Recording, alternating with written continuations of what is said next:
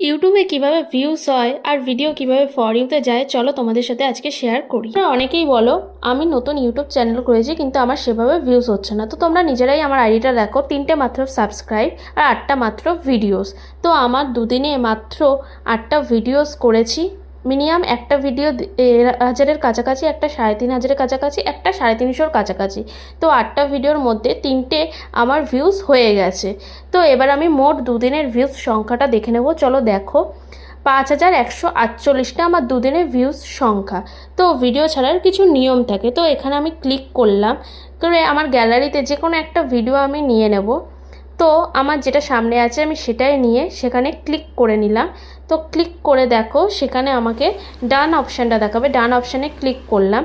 ডান অপশানে ক্লিক করে আমার কিছুক্ষণ প্রসেসিং দেখাচ্ছে, কিছুক্ষণ ওয়েট করতে হবে। যতক্ষণ এটা না যাবে তোমাদের ঠিক মতো আমি বোঝাতে পারবো না জিনিসটা।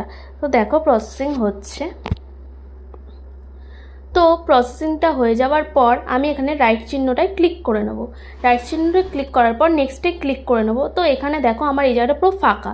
তো একটা ভিডিও তুমি ছাড়ছো, যদি সামনেটা ফাঁকাই থাকে তো লোক কিসের জন্য তোমার ভিডিওটা দেখবে, মানে তোমার ভিডিওর কি টপিক সেটাই লোকে বুঝতে পারবে না। তো আমি এখানে আমার যে সাজানো জিনিসটা আছে সেটাই ফার্স্টে নিয়ে নেব।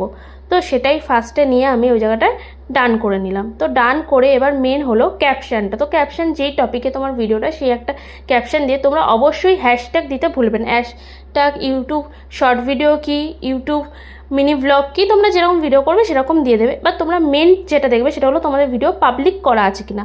পাবলিক করা থাকলেই কিন্তু তোমার ভিডিওটা ভিউজ হবে। তো এভাবেই একটা ভিডিও কিন্তু ভিউজ হয়। তোমরা